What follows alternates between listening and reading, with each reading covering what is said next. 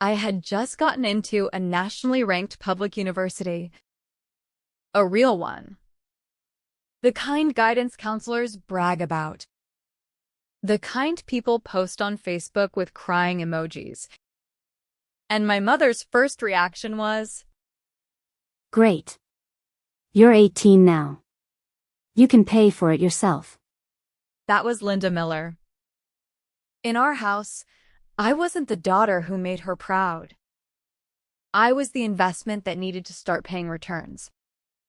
Jason, my younger brother, was the golden child. I was the scapegoat. "Tomorrow you're starting at Walmart. She yelled from the kitchen. They need freight workers." The heat outside shimmered against the glass windows. Cicadas screamed in the trees.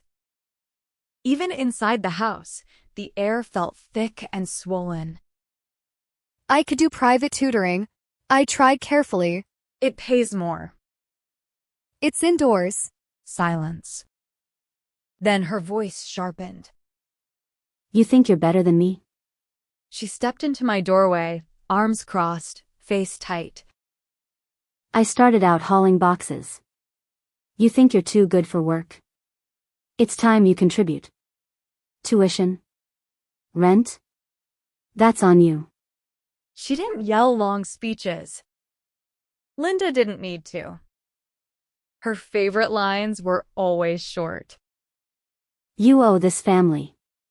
You're not special. Earn your place." In my last life, I still tried to find a way out. I secretly took a private tutoring job, 6th grade math.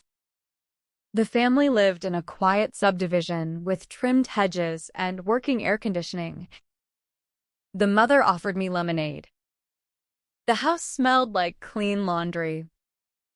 For the first time, I thought maybe I could survive. The next day, Linda showed up at their door. She didn't scream insults. She didn't need to. She cried. She told them I was unstable, that I lied about money, that I manipulated older men. I watched the woman's expression change from polite to cold. They paid me nothing. On the drive home, my mother gripped the steering wheel and smiled. "You don't skip steps," she said. "If I suffered, so will you." And I believed her. So I worked at Walmart, under the orange heat advisories, under a sun that felt personal. I carried boxes from delivery trucks into the storage warehouse until my vision blurred. Sweat burned my eyes. My shirt stuck to my back. Meanwhile, at home, Robert sat in front of the air conditioner with Jason. Watermelon slices? Popsicles. Sports on TV. And I, stupid, obedient Hannah, used to bring home my free shift soda for them. The worst part wasn't the heat. It was what my mother did next. She found Denise Carter, the warehouse supervisor. A heavy-set woman with thin lips and eyes that measured people like inventory. My mother slipped her cash in the Walmart parking lot. I saw it through the windshield. Just a folded stack. Passed hand to hand. "Give her the hardest shifts," Linda said quietly. "She needs discipline." Denise squeezed the envelope once before sliding it into her pocket. "I understand." After that, everything changed. The heaviest pallets were mine. Breaks disappeared. Mistakes multiplied, even when I hadn't made them. Denise had a way of smiling without warmth, like she was waiting. Then one afternoon, she said, "Hey, Hannah, help me check something in the freezer." The cold storage unit ran between 32 degrees Fahrenheit and 50 degrees Fahrenheit. It felt like relief compared to the outside heat, until the metal door shut behind me. The lock clicked. I remember pounding on the steel. I remember screaming. On the other side, Denise laughed softly. Your mom said you needed to cool off. She thought she'd let me out before her next shift. She thought it would just scare me. But the heat wave escalated overnight. Power failures. Grid strain. Emergency alerts. She never came back. And I froze to death while the city burned. That's the irony. The world was boiling. And I died cold. When I opened my eyes again, I was back in my bedroom. The same hard mattress. The same buzzing cicadas. The same swollen heat pressing against the windows. On my desk was the acceptance email. Nationally ranked university. And from the hallway, my mother's voice. Get up, Hannah. You start at Walmart tomorrow. My throat tightened. The nausea came first. Then the memory. This time, I didn't argue. I swallowed the hate. Okay, Mom, I said calmly. I'll go. But this time, I already knew how the heat would end. And who wouldn't survive it? I went back to Walmart. Same parking lot. Same heat shimmering off the asphalt. Same silence in my chest. I lifted the freight boxes again without saying a word. Sweat hit the concrete and evaporated instantly. And then I saw her. Denise Carter. That smug inventory counting stare. She barked orders like always. Move faster, Hannah. Stack it properly. Use your head. Exactly the same as last time. But this time, I wasn't just surviving. I was planning. The heat wave would come again. It would be worse. And when it did, the cold storage unit would become the safest place in the entire city. Walmart had food, water, backup generators, steel doors. If the world burned, this building would last longer than most homes. And I intended to be inside it. During break, I kept my eyes on the wall inside Denise's tiny office. The keys hung there, a heavy ring of brass and steel. The freezer key was the largest one. Dull brass. A strip of faded yellow tape wrapped around its head. I memorized its shape. I memorized the way it swung. The opportunity came on a suffocating afternoon. Even the air inside the warehouse felt thick enough to chew. The store manager called Denise to the front office. She stormed off, muttering. The temp workers were half asleep near the loading dock. I walked casually toward the supply closet. No rush. No panic. I stepped into Denise's office. Took the keyring off the wall. Cold metal in my palm. It was heavier than I remembered. I slipped out through the back alley behind Walmart. I had already scouted it. There was a small hardware store wedged between a laundromat and a vape shop. The owner was an older man. Gray beard. Quiet eyes. He looked at me once. Didn't ask questions. 20 minutes later, I had a fresh brass duplicate in my hand. Perfect cut. Identical weight. When I pressed it into my palm, it felt like control. That night, my university acceptance letter arrived in the mail. Linda didn't even open it. She tossed it onto the greasy dinner table. Keep it. She said flatly. Tuition's your problem. Work at Walmart until school starts. Whatever you make, that's what you get. I didn't argue. I didn't need her approval anymore. Using my ID, I applied for a loan on a shady payday loan website. The interest was brutal. I didn't care. That money wasn't for college. It was for survival. In my last life, my mother told me my wages were mine. What she didn't tell me, she had already arranged daily payouts with the store manager. Every shift's pay went straight into her account. She used it to buy snacks for Jason, filled the house fridge, stuffed the pantry. And those supplies? They kept them alive during the collapse. After I died. This time, I requested standard monthly payroll like every other employee. The manager shrugged. Less paperwork for him. And I made sure not to mention stockpiling. Let them stay comfortable. Let them stay unprepared.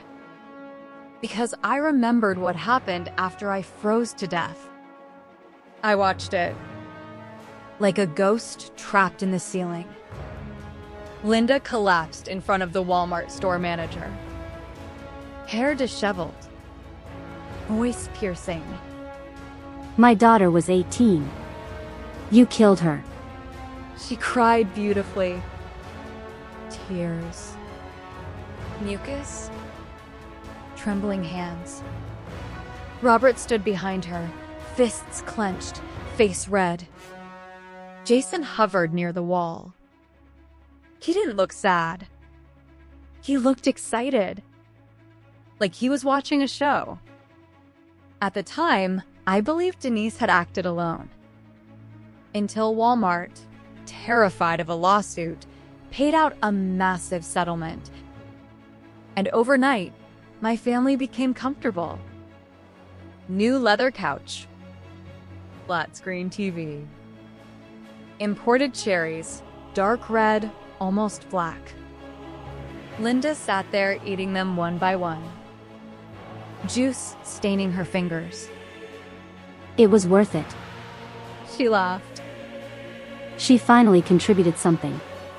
That was the moment I understood. Denise didn't trap me in that freezer alone. My mother had paid for it.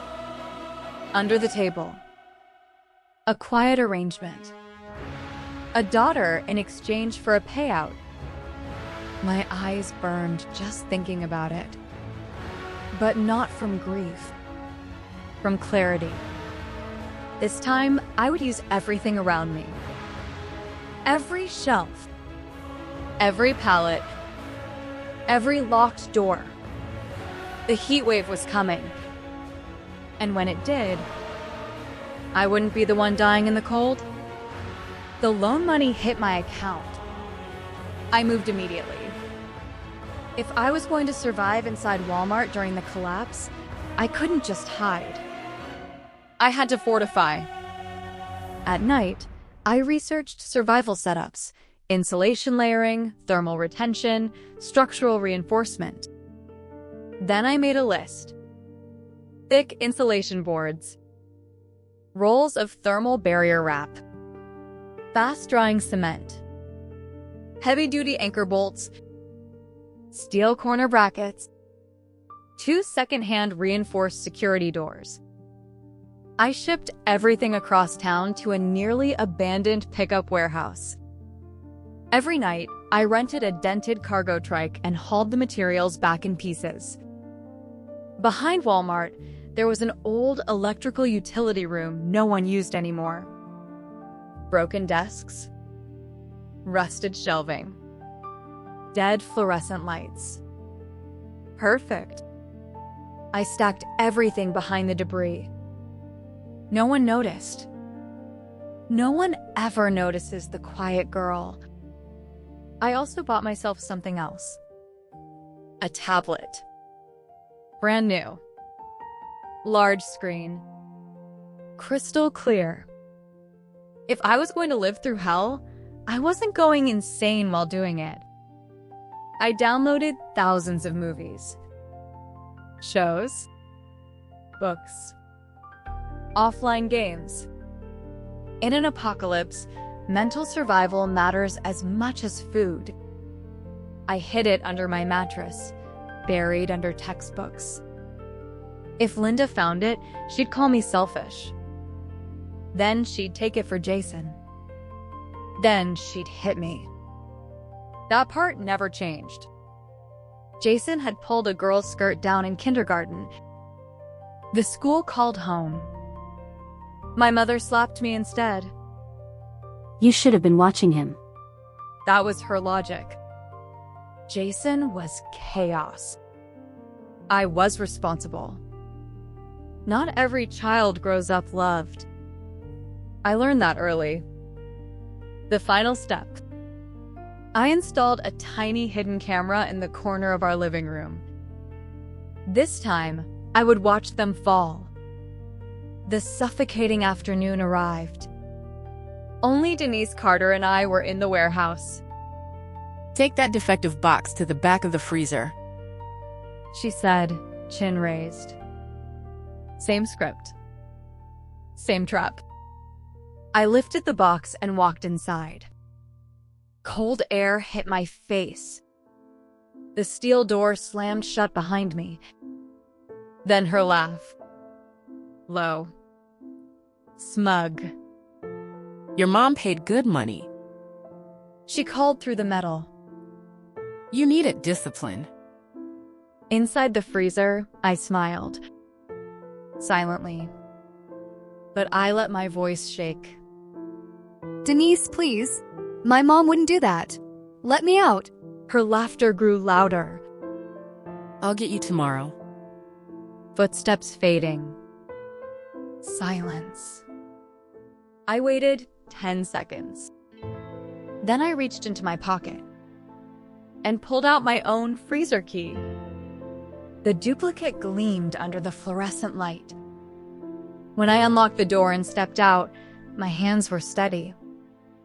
My phone exploded with alerts. Emergency warning. Extreme heat red alert. Surface temperatures reaching 131 degrees Fahrenheit. Citywide shutdown. It was happening earlier than before. Faster. More violent. The employee group chat flooded with panic. The store manager announced immediate closure. I peeked around the corner. The once busy Walmart entrance looked abandoned. Cars gone. Carts scattered. Air trembling in waves. I moved. Fast. I circled to the back alley. Dragged out my hidden materials. Even at night, the heat felt like opening an oven door. By the time I finished hauling everything inside, my throat felt like sandpaper. But this wasn't my first life. I walked to the beverage aisle, picked up a bottle of Coke, twisted it open, and drank. Long, slow, greedy. Cold carbonation burned down my throat. In my house, Coke was for Jason. Not for me. This was the first time I drank one without asking permission. It didn't taste like sugar. It tasted like freedom. And outside, the city was starting to burn. After resting for a few minutes, I began the real transformation. The freezer alone wasn't enough. Outside it, the sales floor was still an oven. Inside it, 32 degrees Fahrenheit would kill me if I stayed too long. So I built something in between. A controlled space. A room of my own. Next to the freezer was an old cleaning supply room stacked with discarded cardboard. Perfect insulation filler. I worked through the night. Panel by panel, I reinforced the walls using the thermal boards I'd bought. I packed every seam with insulation wrap. sealed it with thick layers of fast-drying cement. Then I carefully diverted a small section of airflow from the freezer ventilation pipe, wrapped it heavily, buried it inside the insulated wall cavity. Slow, controlled cooling. I mounted a digital thermometer on the inside wall. The red line stabilized at 73 degrees Fahrenheit. Perfect. Livable. Safe. Then came the exterior defenses. Outside the freezer entrance, I stacked metal shelving units into a 3-meter wall, dumped broken boxes and dusted cement over them. From the store entrance, it looked like a mountain of abandoned trash. No one would think to dig through it. At the employee side exit, I installed a heavy steel bolt thick as my forearm. 3 industrial padlocks. Outside, I propped up an old billboard advertisement to completely hide the doorway. Invisible. By the time I sealed the last insulation panel, I collapsed onto the concrete floor. Sweat blurred my vision. My arms trembled. But it was done. From one of the employee dorm rooms, I dragged in a folding military cot. Blanket. Pillow. Sheets. Now I had somewhere to sleep. I was starving.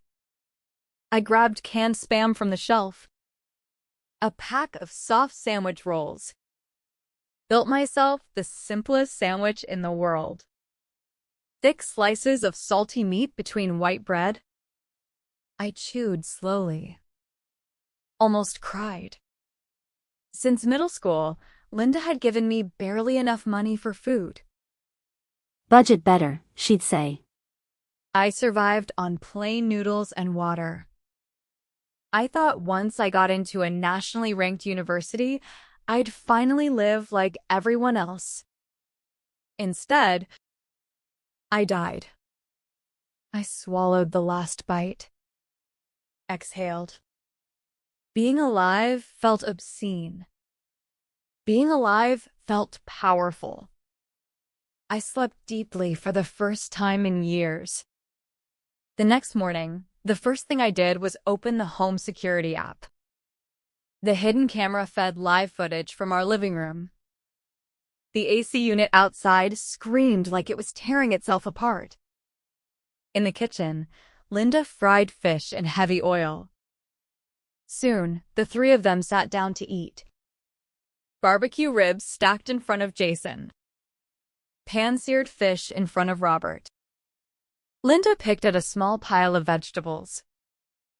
The electric meter is spinning like crazy, She complained, wiping sweat from her forehead.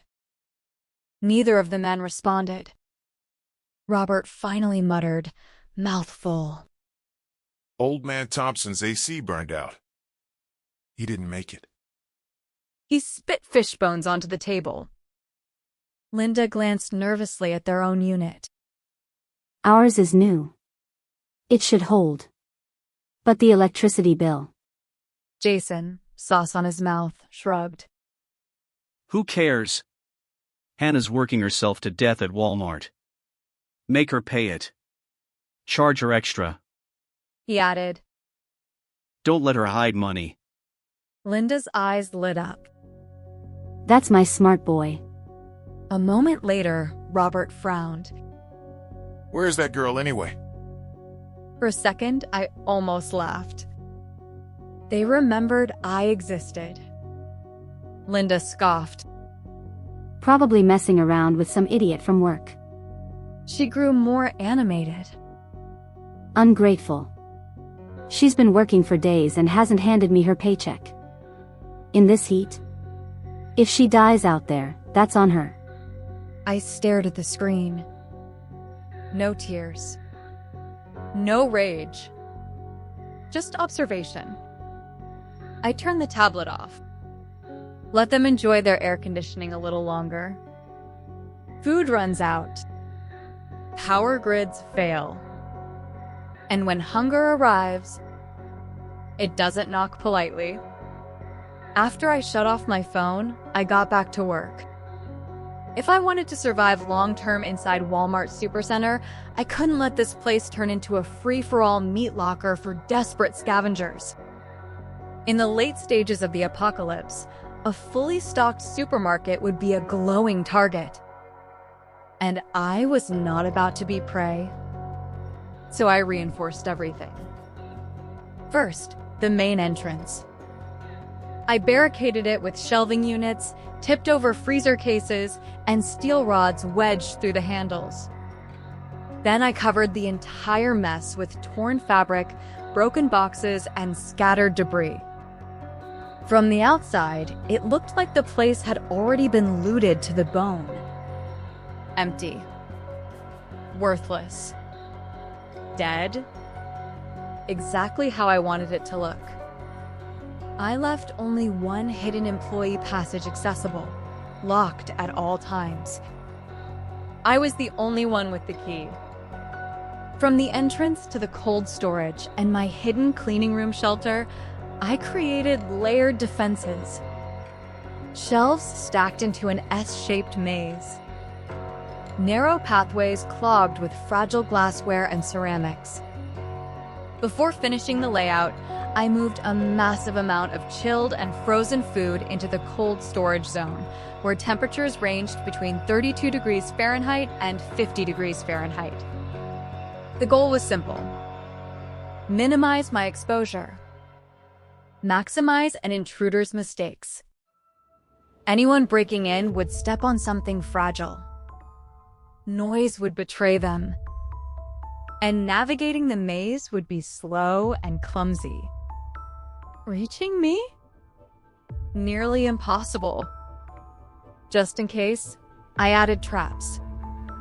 A thin rope stretched low across blind corners. If someone tripped it, a heavily loaded shelf would crash down. In the apocalypse, humanity is the first thing to die. When I finally finished, I rewarded myself with lunch.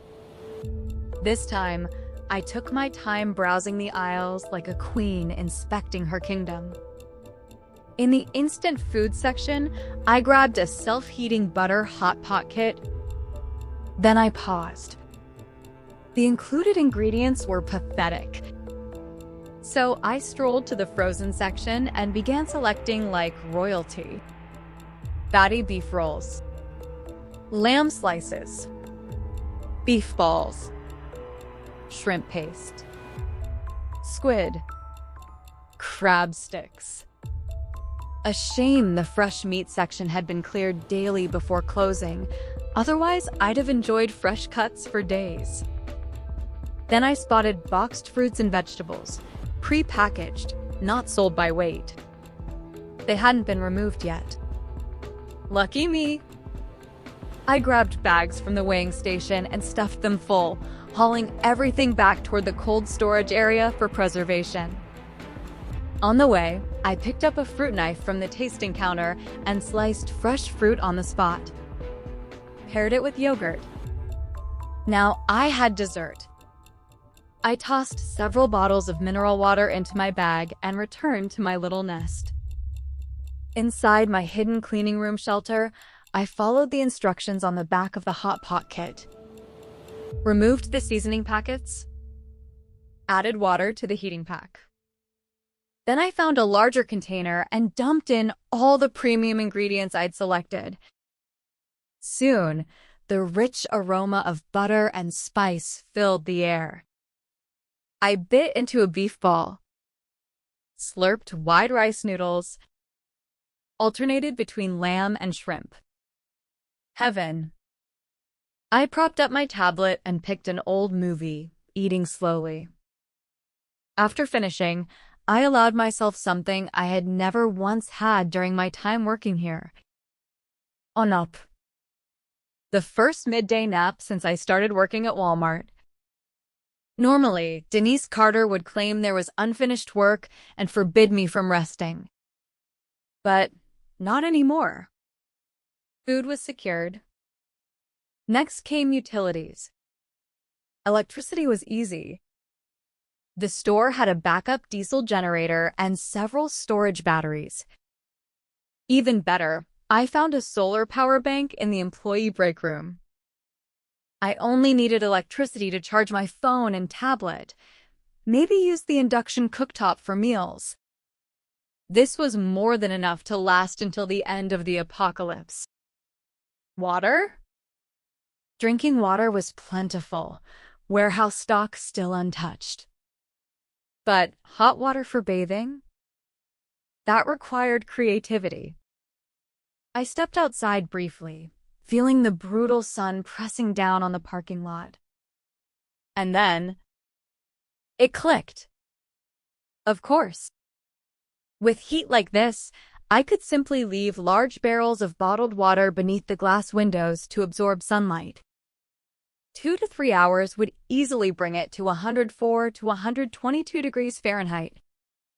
Free solar-heated showers. I smiled. Controlled food. Controlled power. Controlled water. Controlled access.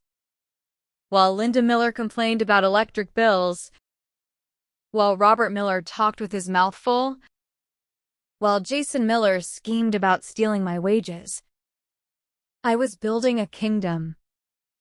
Let them laugh. When their air conditioner fails, when their pantry empties, when the heat turns the house into an oven, they'll remember my name. And they'll realize something too late. Hannah Miller doesn't beg. People beg Hannah Miller. Finally, on the second day of the apocalypse, I took a hot shower inside Walmart Supercenter. Hot water. Inside a collapsing world. That night before bed, I tore open a bag of kimchi-flavored chips and leaned comfortably against my cot, watching downloaded variety shows on my tablet. This was the kind of life a girl should enjoy right after finishing her college entrance exams. Unlimited food. Air-conditioned comfort. No screaming. No humiliation. For a while, I lived like a pampered parasite in my own kingdom. Buffet-style meals every day, entertainment on demand. Then I remembered something. Home. I opened the security feed. Without my salary, without the groceries I used to stockpile for them, the refrigerator at home was empty far faster than I expected. War broke out immediately. Useless woman. You couldn't even buy extra food? Robert Miller kicked the empty fridge and roared at Linda Miller. Bullshit. I bought plenty of meat. You and your precious son ate it all. Linda Miller screamed back, hair disheveled, finger nearly stabbing his face. Then go out and find more. What kind of man bullies his wife at home? You want me to burn to death outside? Isn't this your house to manage? Managed it straight into a dog's stomach. Jason Miller stood nearby, tugging at Linda Miller. His once bloated cheeks were already thinning. Bad mom. I'm hungry. I want food. I want popsicles. I want watermelon. I'm starving. He dragged her toward the door, clearly intending to shove her outside to find supplies. Cursing. Shoving. Chaos. The coffee table crashed over. Then Linda Miller yanked the front door open and stumbled into the blinding white heat. Time passed. The door burst open again. Linda Miller collapsed onto the floor like something pulled from boiling water. In her arms, she clutched a filthy plastic bag. Half a bag of dried noodles. Water, she rasped, lips cracked and bleeding. Robert Miller and Jason Miller pounced like starving wolves. Robert snatched the noodles and threw them into a pot. When they were cooked, he filled himself a large bowl first. Then Jason grabbed the pot and drained the rest. What remained was cloudy soup and a few broken strands. Linda Miller trembled, trying to scoop something, anything, but her spoon lifted nothing. Meanwhile, I opened a cup of tomato beef instant noodles. Once the heating pack activated, the rich aroma filled my room instantly. I slurped slowly, calmly watching the live feed. Robert Miller and Jason Miller lay shirtless on the couch after eating, dozing. Linda Miller remained sprawled on the floor, unmoving. I was about to take a nap when... bang. Bang.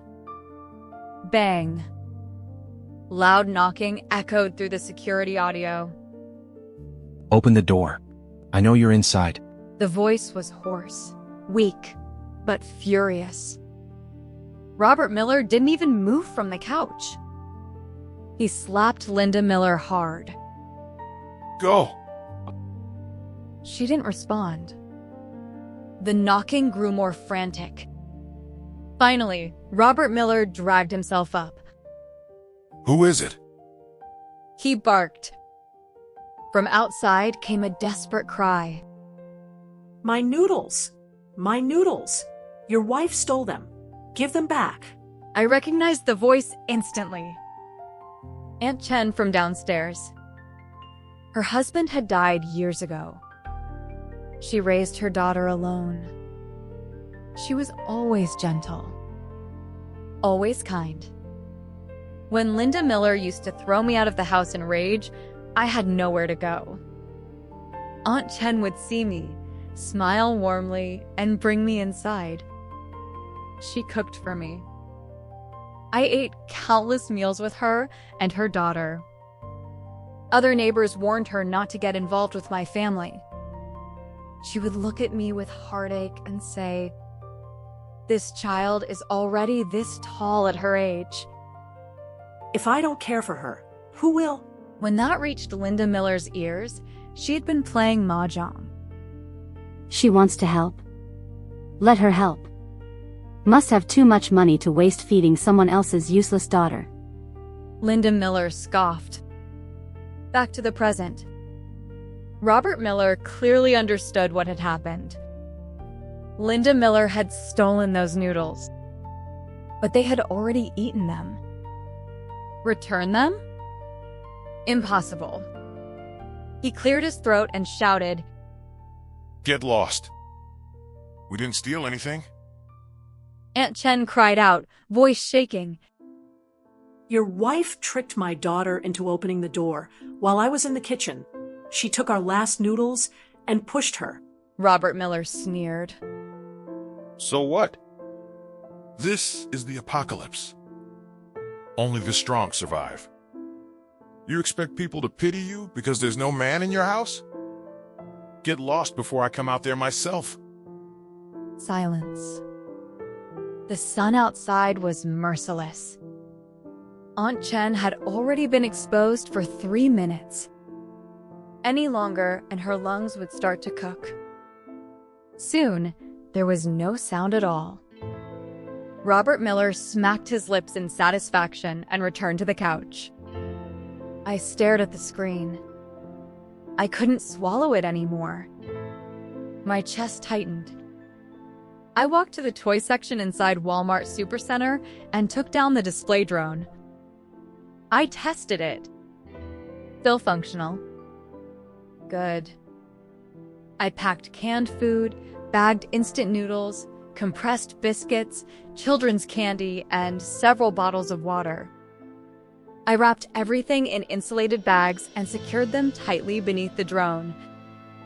Then I pushed the control stick. The drone glided silently out of the store. It flew across streets so hot they looked ready to crack open.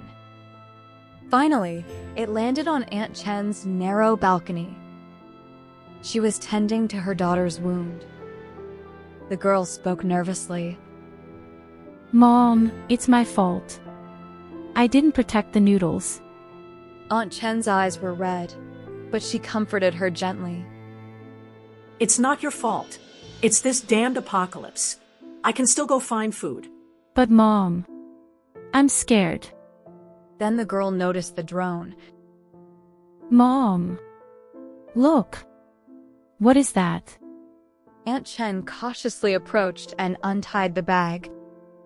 Food. Water. For a moment, she froze.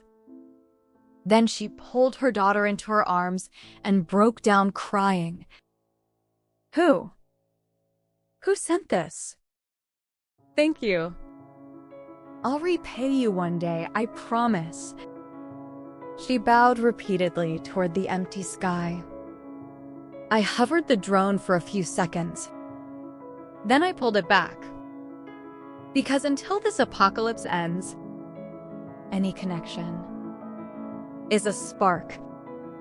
And I refuse to let sparks burn down the kingdom I built.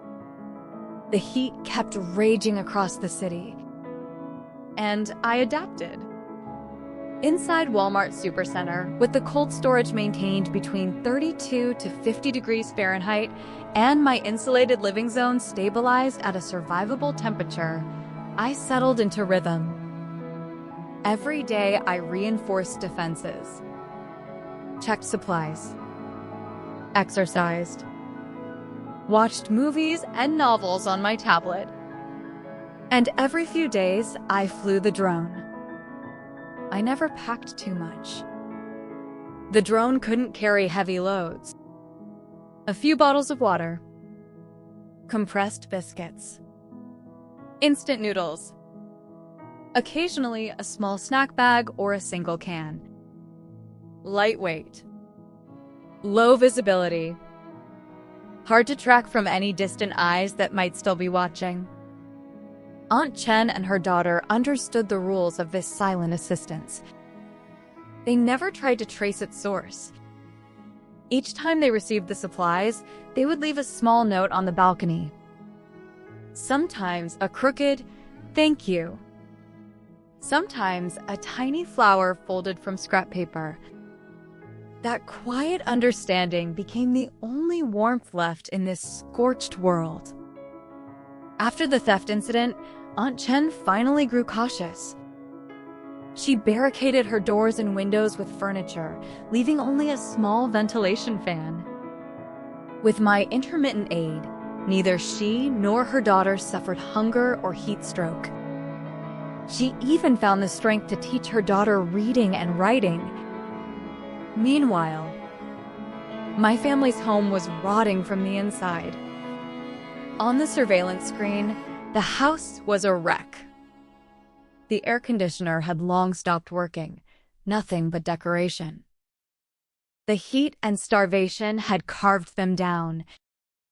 Robert Miller looked like a dried corpse. His eyes were cloudy and violent. Linda Miller had shrunk into bone and skin. Her once sharp lips were cracked and peeling. Jason Miller, the once round, spoiled prince, now looked like a deflated balloon, curled on the couch, hollow cheeks, blackened lips. Water. Mom. I want water. His voice was barely a whisper. Water? That's all you ever say. There's no water left. Linda Miller snapped, but her eyes flicked uncontrollably toward the mineral water bottle near Robert Miller's feet. The last one. Robert Miller guarded it like treasure. You old bastard. Give your son one sip, will it kill you?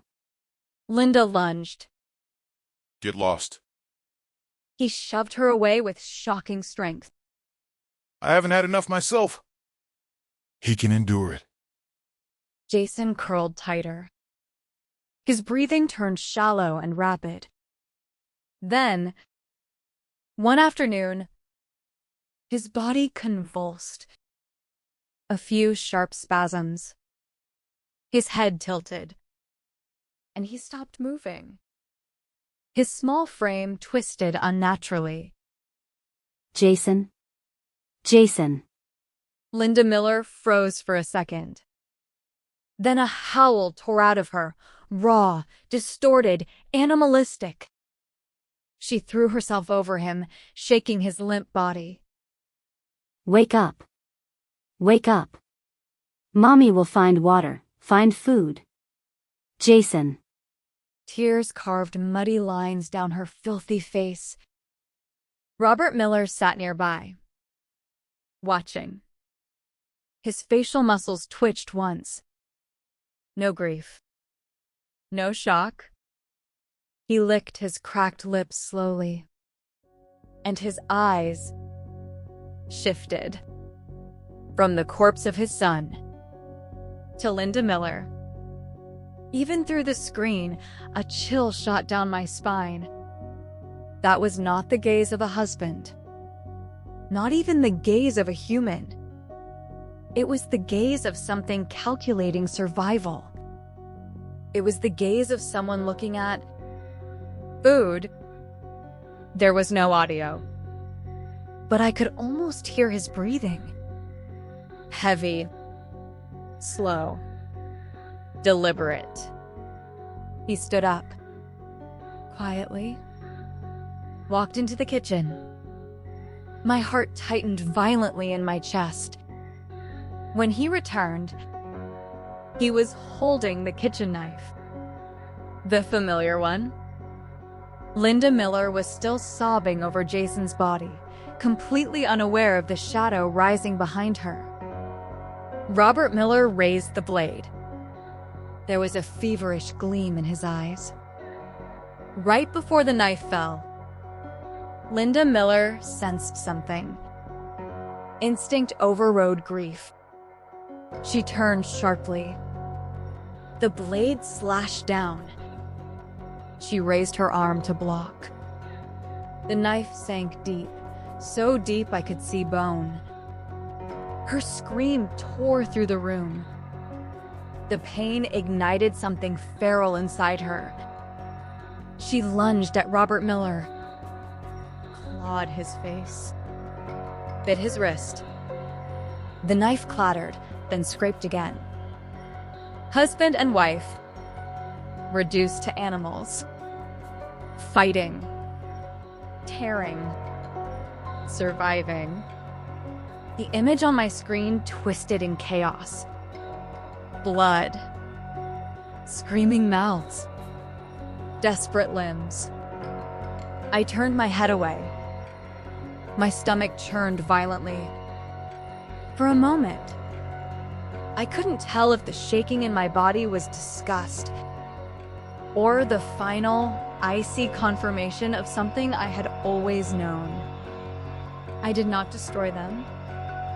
I simply stepped aside and let them consume each other. After 2 dull thuds, the surveillance feed went silent. No more movement. No more struggle. Robert Miller and Linda Miller died by each other's hands. Only then did I dare to look at the screen. The memory of freezing to death in my past life. The shock of watching them tear each other apart in this one. The emotions collided inside me. I had imagined triumph, relief, something fierce and satisfying. Instead, there was only a heavy, complicated stillness. In the living room lay 3 bodies, entangled husband and wife, and their already dead son, Jason Miller. I turned off the feed. My fingertips were ice cold. Even the controlled air inside Walmart Supercenter, even the stable temperature between 32 to 50 degrees Fahrenheit, couldn't chase away the chill spreading through my chest. The days that followed were strange. A vast emptiness swallowed me. Mountains of supplies. Stacks of snacks. All of it lost its original thrill. Nights became the hardest. Because that was when the sounds began. From outside the reinforced entrance. Ha ha. Open? Open the door. So hot, let me in. The voice drifted. High, low, distorted. Sometimes like an animal whining. Sometimes like a human choking on pain. It hovered near the outer wall of the store. At night, the sound was sharper. There was scratching, too. A dry, grating scrape, like fingernails dragged across concrete. Several nights in a row, I barely slept. My nerves stretched tight as wire. Even during the day, I felt watched, as if something lurked deep within the maze of shelves I had built. My appetite dropped. I lost weight. The calm control I had built began to crack at the edges. Then, one night, the sound stopped. Without warning, silence fell over the outside world again. But that silence felt wrong. Too complete. Too sudden. Had the thing outside left? Or died? The urge to know clawed at me. I had to look. I took a slow breath. Put on heat-resistant gloves. A sun hat. Grabbed a heavy crowbar for protection. Then I moved carefully toward the heavily fortified front entrance of the store. The moment I stepped near the barrier, a blast of scorching air hit me. Even through clothing, my skin prickled in pain. My eyes scanned the debris-covered exterior wall. And then, my breath stopped. Half a step from the main entrance, pressed tightly against the wall, was a corpse. Completely desiccated. Skin shrunk against bone. Charred, dark. Twisted. The clothes were torn and sunburned, but I recognized the uniform instantly. Denise Carter, the cold storage supervisor. Her face was turned toward the store entrance. Her mouth hung wide open, like a fish left to dry on concrete. One arm stretched forward. Her fingernails were broken, packed with grime. Scrape marks covered the wall. At her feet lay bent metal sheets, tools she had used to try prying her way inside. Understanding struck me all at once. The nightly howls, the scraping. It had been Denise Carter. Her home must have run out of food. Like every desperate person in this city, she turned to the place with the most supplies. Walmart. Unlike others who gave up quickly, she knew the layout. She believed she could find a way in. Every night, she must have crept here under lethal heat, prying, cursing, scratching, howling in thirst and starvation. She never opened even the smallest crack. And in the end, half a step away from survival, she was roasted alive by the heat. The irony was almost elegant. In my past life, Denise Carter locked me in the freezer, and I froze to death. In this life, she died craving the cold storage inside. Cause and effect. Perfectly balanced. I stared at her shriveled remains. And for the first time, the last knot of hatred I carried from my frozen death finally loosened. Not explosive. Not triumphant. Just gone. I stepped back inside, sealed the entrance again, shutting out that hellish scene. Life returned to its controlled rhythm. My fortified maze. My constant temperature zone. My carefully measured supplies. The world outside continued to burn. Inside, I endured. After Denise Carter's body turned to dust outside my walls, something inside me finally settled. The nightmares stopped. I no longer woke up gasping, feeling phantom frostbite creeping over my skin. My appetite returned. Life inside Walmart Supercenter became structured again, measured, controlled, efficient. Every morning, I inspected my defenses, checked supplies, monitored internal temperature, steady within 32 to 50 degrees Fahrenheit where it needed to be, and a comfortable 72 degrees Fahrenheit inside my insulated living zone. In the afternoons, I exercised. At night, I opened the tablet I had hidden so carefully and began reviewing downloaded college textbooks. Economics, business fundamentals, supply chain management. The irony wasn't lost on me. After surviving the collapse of a city through logistics and stockpiling, supply chain theory suddenly felt personal. For the first time in 2 lifetimes, I felt anticipation. Not fear. Not hatred. Anticipation. Days passed in silence. The heat outside seemed to plateau. The air no longer felt like an open furnace door pressed against the walls. Then one night, deep in sleep, I heard something I hadn't heard in months. Drip. Drip. Then, a soft, steady patter. Rain. I bolted upright on my cot. Listened. There it was. Rain striking the roof of Walmart. At first light. Then heavier. Then a roar. A downpour. The high-temperature apocalypse was ending. The storm raged for a full day and night. Water washed months of accumulated heat and ash from the city's bones. When the rain finally weakened and the sky cleared, sunlight returned. Not scorching. Not murderous. Just warm. Cautiously, survivors emerged. Thin. Sunburned. Hollow-eyed.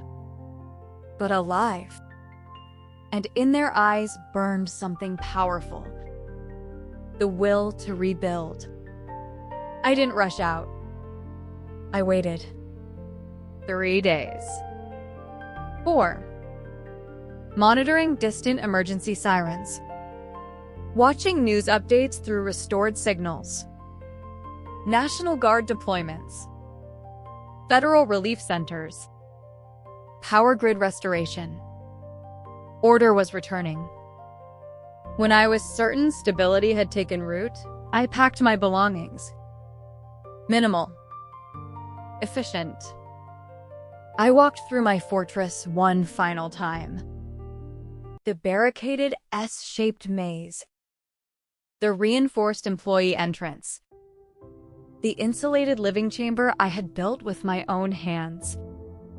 This place had been my revenge. My shelter. My rebirth. Then I unlocked the employee side door. Fresh, rain-soaked air rushed in. It smelled like soil. Like possibility. I stepped out and blended into the stream of survivors stepping toward a new beginning. Recovery unfolded with machine-like precision. Registration. Disaster relief processing. Temporary housing. Government systems moved fast when forced to. A municipal officer found me at the relief center. She handed me paperwork, her tone carefully neutral. Hannah Miller, as the only surviving direct family member, you are entitled to inherit the residential property and remaining funds under Robert Miller and Linda Miller's names, in accordance with disaster succession law. I took the documents, saw their names printed there. Robert Miller, Linda Miller. I felt nothing. No grief. No triumph. Just completion. I signed my name. Each stroke clean and decisive. With that signature, the last thread tying me to my frozen death and the family that orchestrated it was severed. Then came unexpected freedom. The illegal high-interest lending site I had used before the collapse? Gone. Shut down during the chaos. Founder missing. Debt erased. Just like that. For once, luck sided with me.